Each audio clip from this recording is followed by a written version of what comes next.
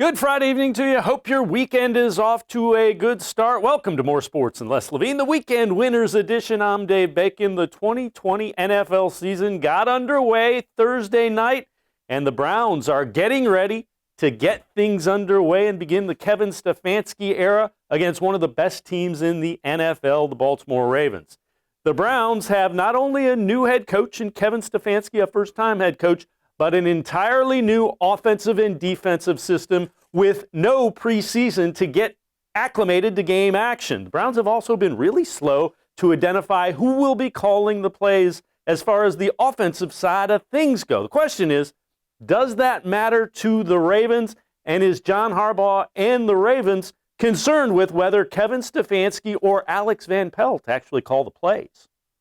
No, not that I know. We don't know those two guys per se as play callers too much. I mean, they both have experience, but it's not a vast amount of play calling experience. So we're going to play against the system and the players and whatever plays are called. Hopefully we can defend them. So we're going to go against the Browns. They're a really good running team. They've got a big physical offensive line. They have, they by their own account, the two best backs in football, and not just this year, but going back historically, that's been said in their camp. So and I can see why. I mean, they've got two great running backs. The run game is going to be important to them. That's Coach Stefanski's bread and butter, going all the way back in that system that he's been a part of. And he talks about how important it is, and you can see it in the offenses that he's coached in the past. So, it's going to be a big part of what we do, and we're about to find out because we're going to play a really good running team on Sunday. Well, John Harbaugh and his Ravens staff know this year's Browns offense will be very different from a season ago. In order to get an idea of exactly what this might look like as far as the Browns offense goes, the Ravens studied Kevin Stefanski's Vikings offense as well as Alex Van Pelt's offense with the Cincinnati Bengals. And one thing they know, tight ends will be important. Well, it's part of the preparation. It's a big part of the system that Coach Stefanski comes from. And, so I know he's very much a believer in multiple type personnel groups, certainly multiple tight end personnel groups. They also kept a fullback with the 4 tight ends. So they're going to be in a lot of different type of groupings, and they don't just go with heavy type plays out of those groupings. They'll put the big guys on the field and spread them out and throw the ball all over the place as well. They'll also spread you out with their 3 wide receiver packages and run the ball quite a bit. That's in the system, and it also makes sense with personnel the Browns have. They've got, of course, number 80. We have a lot of respect for him. He's a fabulous blocker, moving around in motions and inside the box there and doing different things. So they've got a lot of capabilities, a lot of versatility with their personnel. On the defensive side of the ball, the Ravens acquired a really good defensive end in Calais Campbell from the Jacksonville Jaguars in the offseason, a guy that can get after the quarterback and really create some havoc. Now, Campbell will be going against Jedrick Wills, rookie left tackle, but Campbell and the Ravens defense more concerned with the Browns running game led by one of the NFL's best backs. I mean, Nick Chubb, I think he had like 1,500 yards last year. He's a great running back. He's good vision, big, strong, fast guy. And he runs hard. So, we have our hands full. But I do think that, this is a game where, you have to stop the run. It's a division game. It's definitely our first game of the season. If I'm a coach, I'm going to see how the guys tackling is going to be. So I'm going to run the ball at them downhill and see where guys tackling is. So, we expect to see a lot of runs. I mean, they're a great running team. They're a great team. It's a very talented team. And so, we have our hands full, but I think we're ready for the challenge. If you look at the first game and then you look at the second game, it was kind of fixed in the second game. So, it's football. I mean, they have a very talented team. And, Nick Chubb found some creases and made some spectacular plays. You got to just take your hat off to him. That was a great day for him. And that's football. It's going to happen sometimes. I think, the reason why I'm here, the reason why, Derek Wolf and Patrick Queen is here is because, we play that, that zone scheme, very well. And, it should be a great challenge. They have a new coach, a new system, but they're going to do things that play to his strengths, which is that kind of system that the first game, he got on those edges, and he's a tough tackle for anybody, especially our DBs and our linebackers. And so, as a D-line, our goal is to try to get him stopped before he gets going. We have to try to, make him go sideways and not downhill. And if we do that, I think we should be successful. Calais Campbell talking about how the Ravens want to stop Nick Chubb. You could also say that the Browns defense wants to get Lamar Jackson and the Ravens running backs running side to side, not let them get going downhill. Tackling going to be an important part of this, as really neither team has faced live competition at game speed this season. So it should be an interesting one. The Ravens 7.5-point favorites, over under on that 48 points. That is one of the largest margins as far as a favorite goes in week 1 of the NFL. So Ravens favored by 7.5 at home against the Browns. We'll step aside, take a quick timeout. On the other side of break, Dan Labbe, Browns beat reporter, joins us as we preview week 1, Browns and Ravens. More sports, Les Levine, the Weekend Winners Edition will be right back. Stay with us. Presque Isle Downs and Casino has sports betting. Use one of our 50 state-of-the-art Bet America kiosks to place your bet and watch your favorite games on one of our many HD televisions, or visit our sportsbook area. Only at Presque Isle Downs and Casino.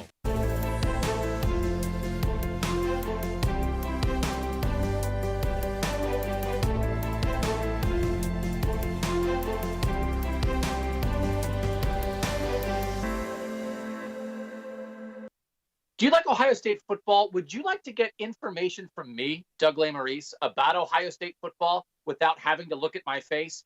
We have got the plan for you.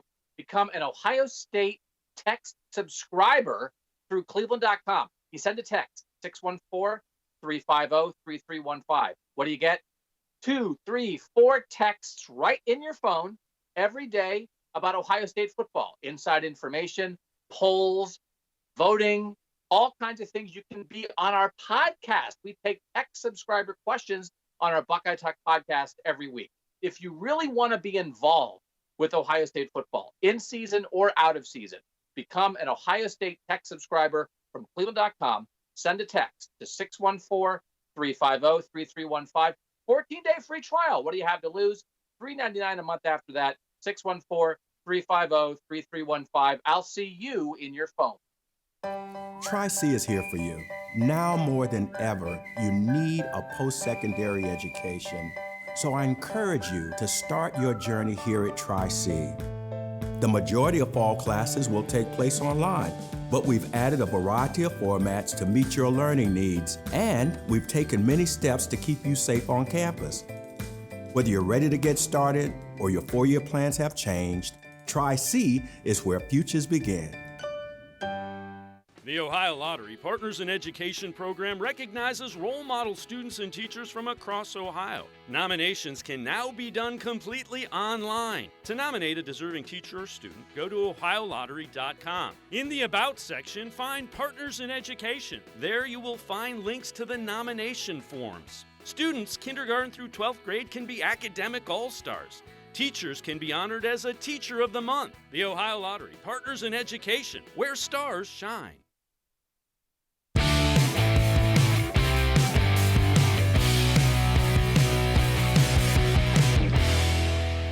More sports and Les Levine. The Weekend Winners Edition continues. I'm Dave Bacon. We're going to continue to talk Browns-Ravens.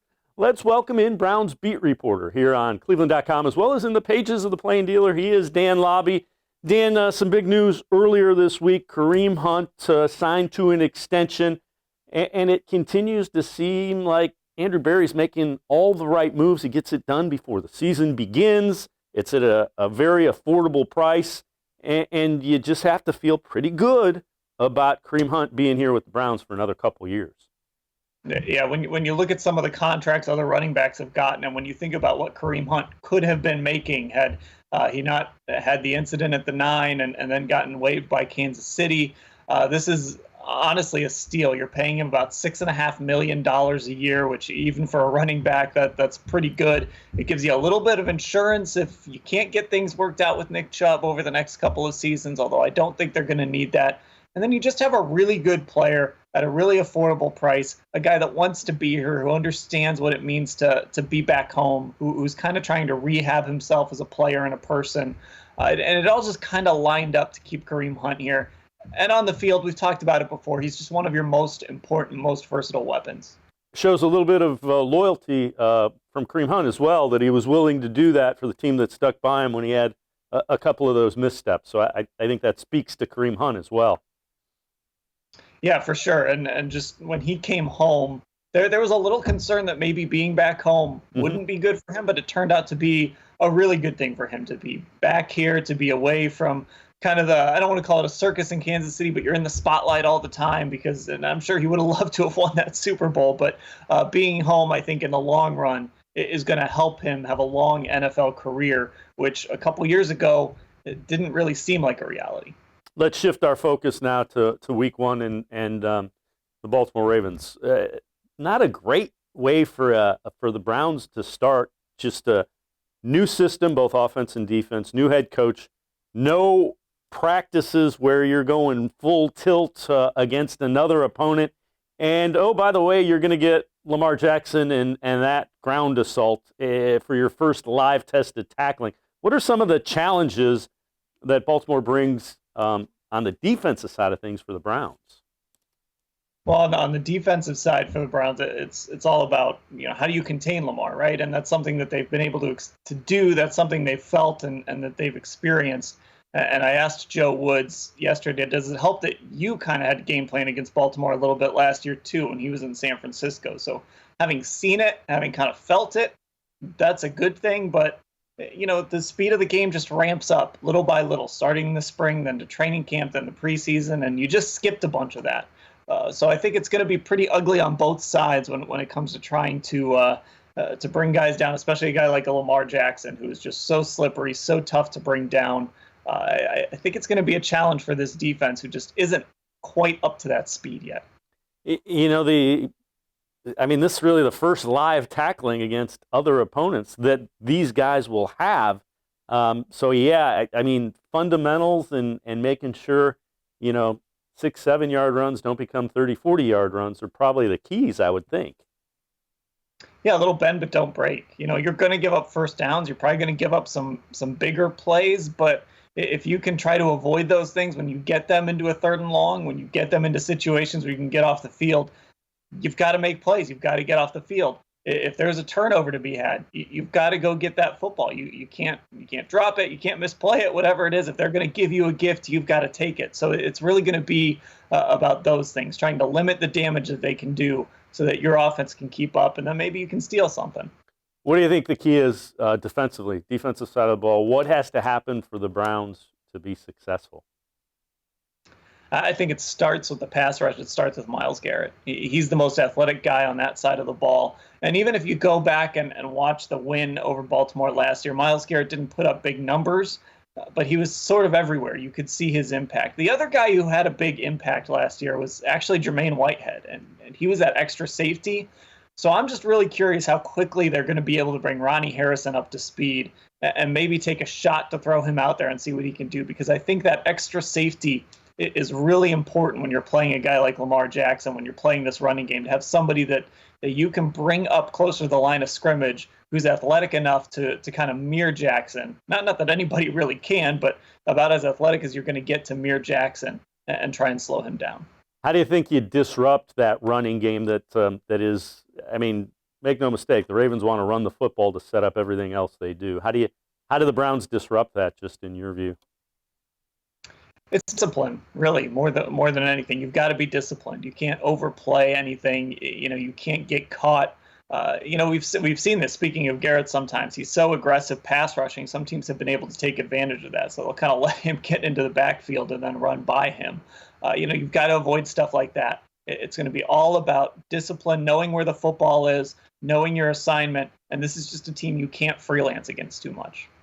Let's flip to sides of the ball. Offensively, again, a new offensive system, some new potential big play talent that they bring into this.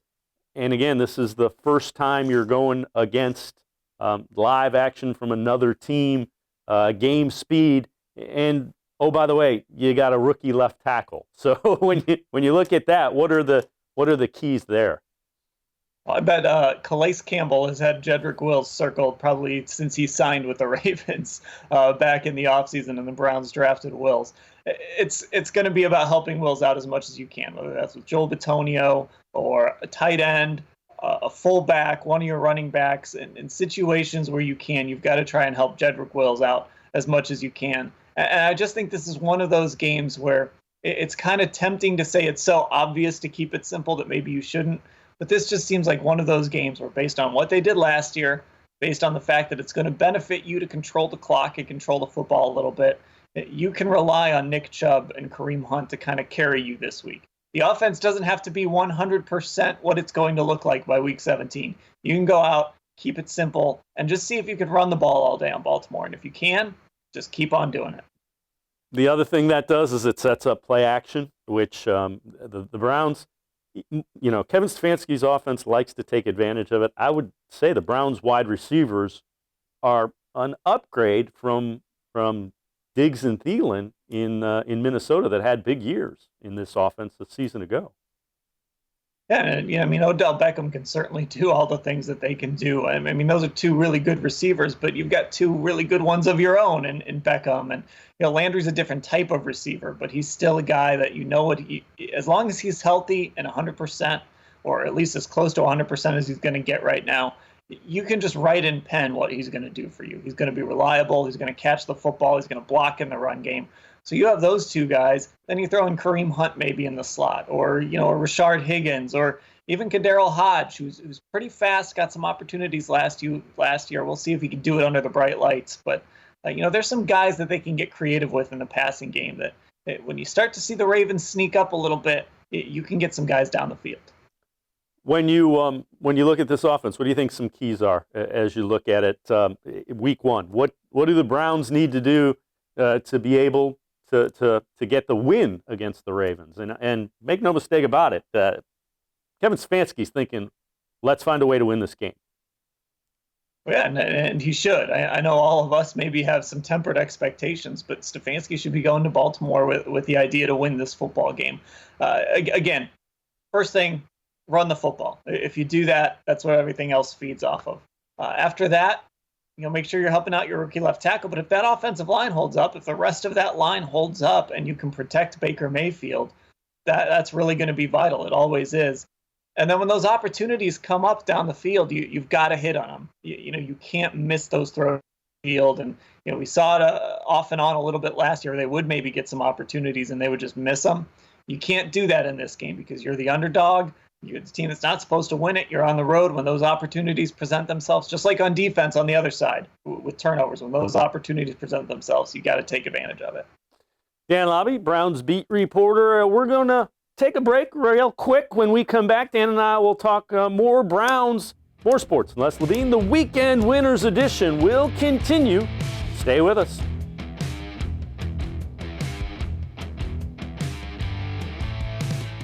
Wow. Get Nature's Stone and never replace your garage flooring again. Act now for huge summer savings on our exclusive Nature's Blend Stone, as low as $2.99 a square foot plus installation. Only Nature's Stone eliminates cracked, uneven concrete, and Nature's Stone never peels like cheap paints and coatings. Safe, beautiful garage flooring that's always backed by Russell's Promise, our true unconditional warranty. Schedule your free cost estimate easily online today at naturestone.com. It's not just a floor.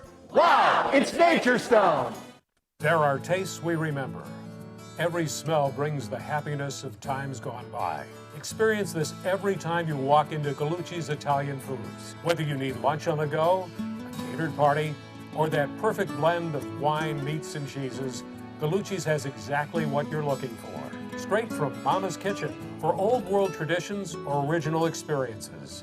From the tastes you remember to new flavors you'll never forget. Gallucci's is a tasty branch of your family tree. When it comes to selling you a mattress, most retailers are handing you a long line of extra steps that drive up costs and create confusion. At the Original Mattress Factory, we simplify the mattress shopping experience by building mattresses and box springs in our own local factories and selling them direct to you. It's short, sweet, and simply makes sense. So experience more than just the mattress store. Experience an original, the Original Mattress Factory.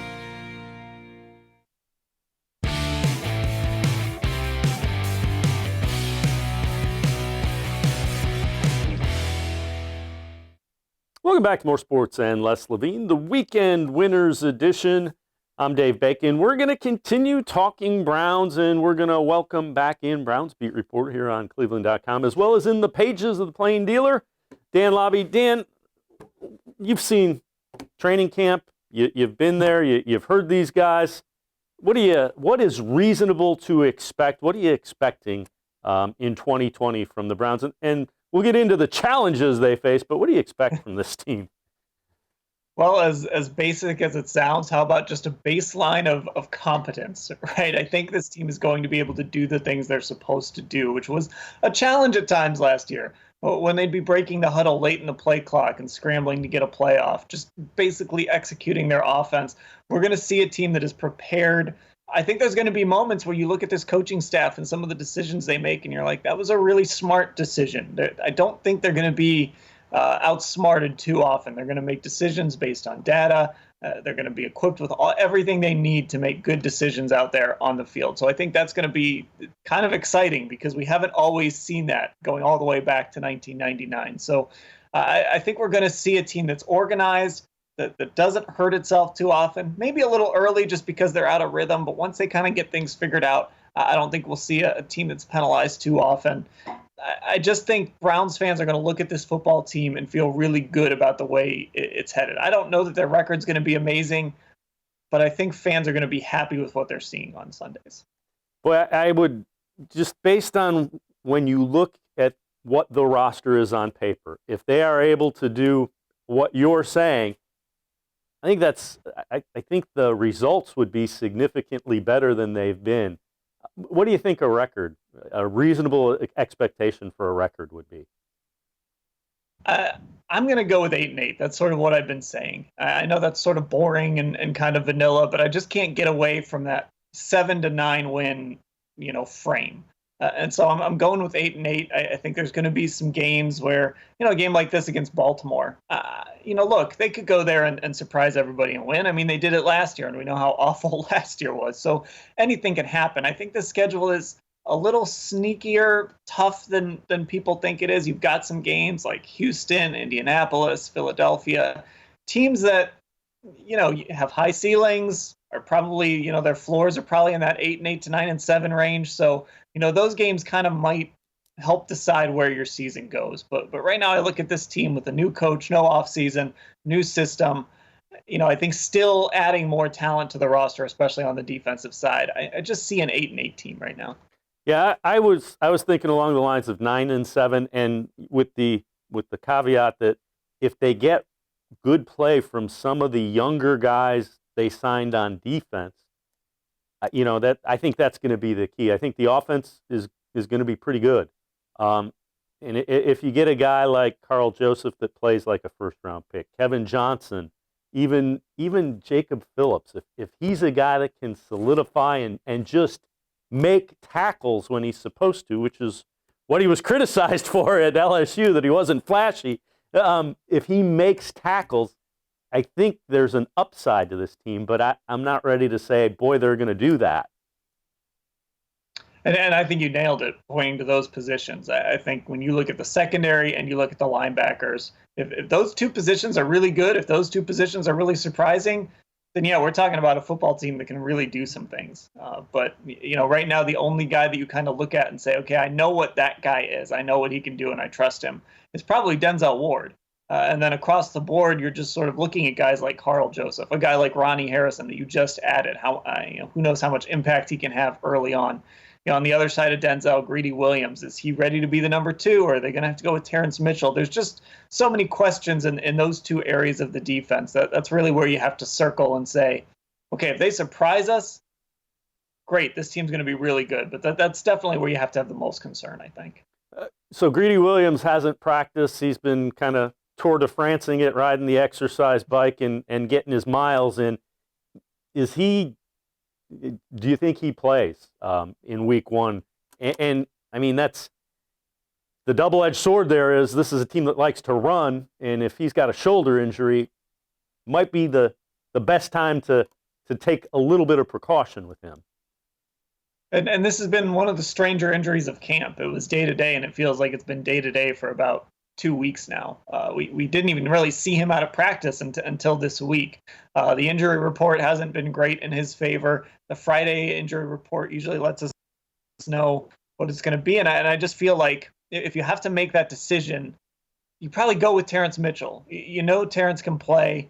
You know he can help in the run game. He's started for you before, going all the way back to when he was first brought in here in 2018. He started for you last year when Greedy Williams and Denzel Ward were hurt. So I don't think you can go wrong with saying to Greedy, like you said, hey, this is going to be a tough team for you to play against with a shoulder injury, and especially since you haven't been practicing.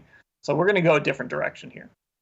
When you look at this team, let's do this with offense and defense. We'll start with defense. You look at defense, who's a guy that you think could surprise everybody and grab some attention and really be a good player? On the defensive side? On the defense. I'm going to go back actually to a guy I mentioned a couple times. I'm really curious about Ronnie Harrison. He gave up a 5th-round pick. I think the ceiling for him is, hey, maybe you stumbled across a long-term safety, but I think at the very least he brings you some versatility. He's going to be a guy that Grant Delpit was supposed to be your Mr. Versatile, and now you've lost him for the year. And eventually Ronnie Harrison is going to be in that Grant Delpit role. And so I think we're going to see a lot of him. I'm excited to see what he can do. We know that Alabama pedigree. I thought he was pretty good in Jacksonville, where he played all over the place. So that's a guy that I think we have the potential to be talking about by the end of the year as, this guy did a lot of things, played in a lot of places. I really like what he brings to this defense. Before we switch over to the offensive side of the ball, what do you expect from that defensive line? We talked, it's obviously a strength. Can it be, that elite defensive line that we thought it might be last year and it never quite got there? It can be. I'm not 100% sure if it's going to be, and as usual, it starts with Garrett. I think we know Garrett has been really good during his career, but I also think there's another level that Garrett can get to, and that's that defensive player of the year caliber level. That's that way. Every time you watch the Browns, right, you see you know where 95 is. He's making plays. It feels like for 60 minutes, like you did in it with Aaron Donald when he was back-to-back Defensive Player of the Year. Back when J.J. Watt was winning Defensive Player of the Year awards, when you just see those guys constantly all game causing havoc. It starts there, but then, Olivier Vernon's health is a question. He's got to stay on the field. And then on the inside, Larry Ogunjobi's in a contract year. Is he going to play well enough to get himself paid? Sheldon Richardson in year 2 here. I know he's happy to be here, and just looking on Zoom, the guy looks like he's in great shape and looks like he's really happy. So he could be poised for another nice year. So I think there's potential for this group to be really good, but guys have to take that next step from what they've been during, kind of throughout their careers, and then definitely last year. Is it a case of if Garrett reaches that level, it kind of brings everybody up because he's going to demand so much attention that, if Myles Garrett is showing up every week, that means Ogunjobi, Richardson, and Vernon, they're getting probably single coverage, and they're going to be free to kind of run and create some havoc. Yeah, that definitely starts there. And the thing is, Garrett gets so much attention as it is. I mean, sometimes you'll watch these games and you'll see a tackle, a tight end, a running back all chip him on one play. And so if he's starting to really dominate when all that is happening, it's going to be really hard for offenses to stop him and slow him down. And that's just going to open up everything else for that front four. Let's flip it and a guy you think that isn't getting a lot of attention on the offensive side of the ball to keep an eye out and an ear out for in 2020? It's tough because so many guys on that offensive side do get attention, but I will throw out a name I mentioned earlier just because I'm really intrigued by where he fits in this offense. And there's a chance of what we saw in camp doesn't mean anything, and we get into the games and we just don't see him very often. But I do wonder if Kaderil Hodge is a guy that could slide in as that third receiver. He's fast, he's athletic. He's gotten all kinds of praise from the coaching staff, and I know they love him as a special teamer, but he was also working with the first-team offense a lot during training camp. And I think that speed is a difference maker. We know Rashard Higgins is like Mr. Reliable, but sometimes you just have to have a difference maker, a guy that can get down the field. And I think the two candidates for that are Hodge and then, of course, Donovan Peoples-Jones, guys that can just run by people in the second level. I'm curious to see what he can do. What do you think about the rookie tight end, Harrison? That's a guy that I got to believe Kevin Stefanski and Alex Van Pelt are kind of excited about because you can line him up as a tight end and then you can split him out because he can run. Yeah, you can do all sorts of things with him, and that's what they did at Florida Atlantic a little bit. And what was really impressive is when David Njoku had the wrist injury and had to sit out a few days in camp, Harrison Bryant took advantage. He stepped in and he just lit it up and started to make people wonder if maybe, is David Njoku expendable? Could they maybe explore trading him again? I don't think that's going to happen, but Harrison Bryant has certainly made his mark. And this is a guy that went to a small high school in Georgia and didn't start playing tight end until he was a senior in high school, and kind of immediately got to FAU and played well. So he made that leap, and now he's trying to make the leap from FAU to the NFL. And so far, it hasn't fazed him. He's just a guy that whenever he's gone up a level, he's been up for it. What about Baker Mayfield? What do you expect from him? Do you expect him to have the kind of bounce back year? I mean, all indications were worked hard, is working on the footwork, trying to be the franchise type quarterback guy that everybody looks to. Do you think we see the results on the field across the 2020 season? I think we'll see a better Baker Mayfield. I know there's a lot of people out there talking about, well, maybe he's going to put himself in the conversation as a top 10 quarterback, or, we're going to start talking about him the same way we talk about a guy like Deshaun Watson who just got paid, or, Lamar Jackson who just won the MVP. I don't think we're going to talk about anybody the way we talk about Patrick Mahomes, but, when you step down that level after him, I think people want to see Baker ascend to that. To me, I look at it like, that's fine. It would be great if he got there, but this offense is really designed for him to just sort of sit in the cockpit and be the pilot. We've seen quarterbacks, I think, with less talent than Mayfield have success in this offense. I mean, you could argue Kirk Cousins isn't as physically talented as Mayfield. We've seen Brian Hoyer under Kyle Shanahan, Jimmy Garoppolo also under Shanahan. I think Baker is at least as physically talented as those guys. He's got some things to be successful. So if he can just sit in the cockpit, steer this offense this year, kind of right what happened last year, I think his trajectory is going to be back heading up, which is what you want. Dan Labbe, Browns beat reporter here on cleveland.com, as well as in the pages of the Plain Dealer. We appreciate the time and the insight. As always, I'm sure we'll be checking in with you as the 2020 season goes. Appreciate it, Dan. Thanks. We're going to step aside, take one more time out. When we return, we'll hear from the new executive director of the Ohio High School Athletic Association. More sports and less Levine, the Weekend Winners Edition. We'll be right back. Stay with us. We're living in uncertain times, but you don't have to put your future on hold. At Tri-C, you can move ahead while staying safe and saving money.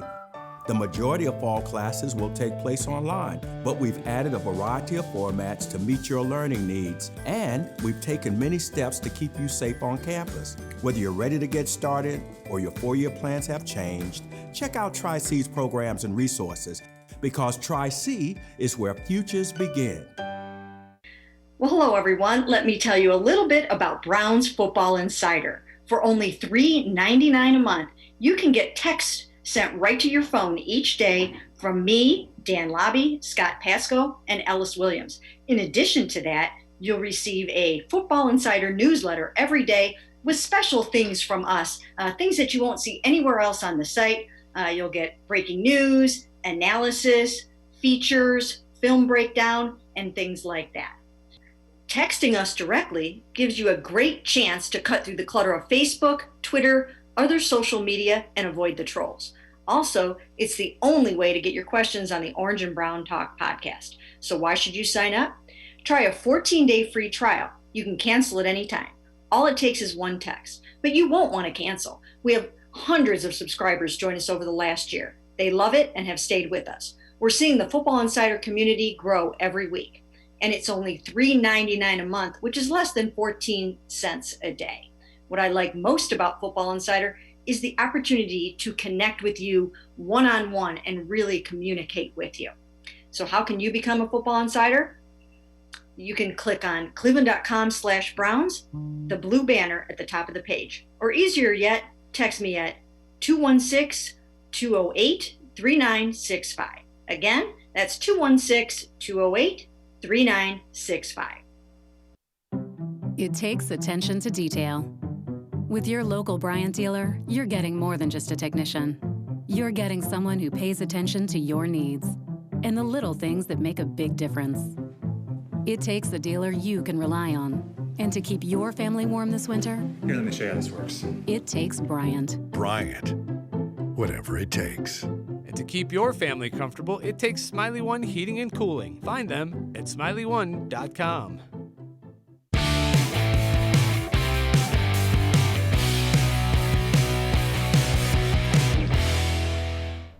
More sports and less Levine. The Weekend Winners Edition continues. I'm Dave Bacon. We're going to shift gears a little bit. The OHSAA named a new executive director earlier this week, and we welcome in Doug Ute, the new executive director of the OHSAA. And Doug was the superintendent for Newark City Schools the last 11 years. Doug, thanks very much. Appreciate the time. What was appealing about becoming the new executive director of the OHSAA for you?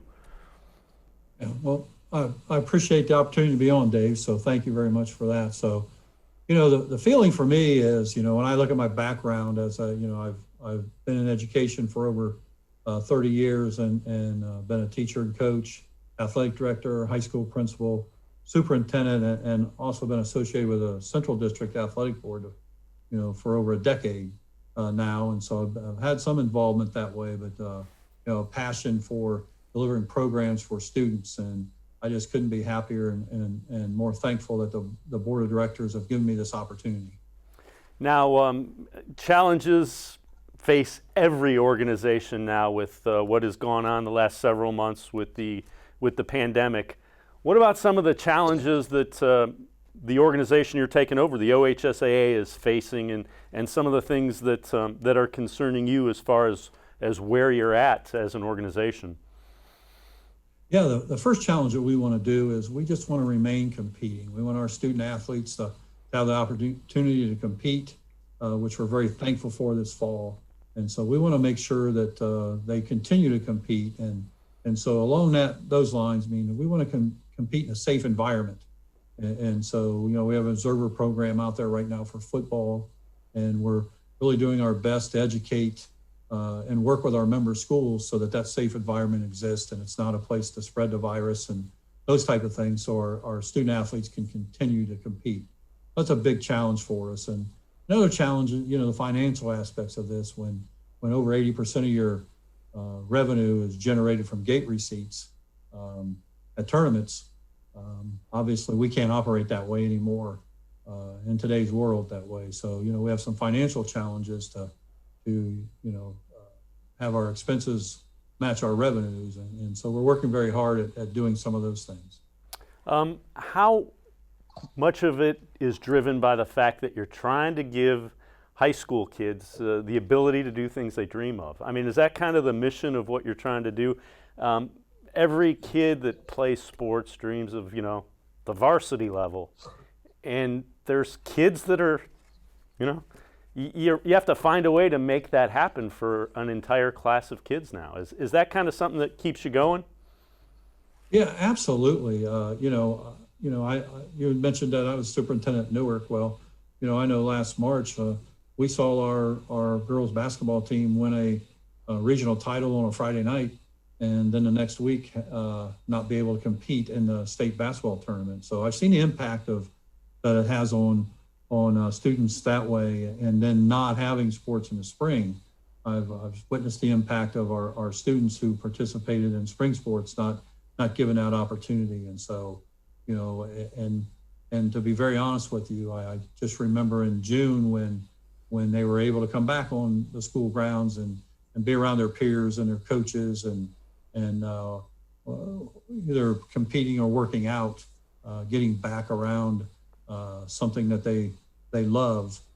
From a mental health standpoint, it's very important that we allow our youth in today's world to be in those type of situations. And so that's that driving force behind we need to keep competing this fall. And to do so, we need to work with the governor's office, Department of Health, and follow the guidelines. And so we're working with our schools on educating each other on how to run a safe athletic event so that our kids can keep competing. You mentioned a longtime superintendent. How important is athletics to that piece of education from where you come from, and what makes it so important? Yeah, I had my high school 40th reunion this summer. But that's been a long time. But I still remember what it's like to participate in sports when you're in high school. And so for me, just that development of a child and how important that those events are. And so as a superintendent, I recognize not just sports, but extracurricular activities, life after 3 o'clock, and what a band program or a drama program or those type of things, after school programs on our students is tremendous. And so, as a superintendent, I really realize that and we'll carry that forward in this position here. What about a message to folks around the state that care about high school sports? What do you want them to know about Doug Ute, the new executive director of the OHSAA? Well, then I'm student focused first. Every decision that we've made or I've made in the past is based around students and getting to know our students and what programs and that can really enhance their lifestyle and promote life after high school. Those type of things are very important to me, and particularly the social and emotional aspect of their lives and their families' lives. And so those things are very important to me. And so I would tell you I'm a student first, and I've joined an organization that believes in that. And so I'm really excited about that. What about, is there anything that you've gone through in your professional career that could prepare you for what you've gone through education-wise the last 8-9 months, and for what lies ahead, trying to get things back to quote-unquote normal? Yeah. Well, first of all, nobody saw this virus coming on, but the things that have prepared me to handle this is just remain calm and know that, know that, it's going to be a roller coaster. There's going to be ups and downs going through this type of situation here. And hopefully there's a light at the end of the tunnel. And we just need safety is our number one concern with our students and our student athletes, our coaches, our officials, and our families, that go to games. And so just keep everyone safe and work with the governor's office and the Department of Health and with their guidelines and see how we can fit events into those guidelines and keep the kids participating. And there's plenty of studies out there that show that an engaged student is a student who will achieve at a higher rate. And so we want to keep our students engaged in these type of activities. Doug Ute, new executive director of the Ohio High School Athletic Association. As always, appreciate the time. Best of luck. You're always welcome on the show. And again, appreciate the time, Doug. All right. Thank you for your time. Appreciate it. All right, Doug Ute, the new executive director of the OHSAA. That'll do it for this edition of More Sports and Les Levine, the Weekend Winners edition. Les will be back in the chair Monday from 6 to 7, wrapping up the Browns-Ravens game. We'll be back with you again next Friday night. Until then, stay safe and have a great weekend, everybody.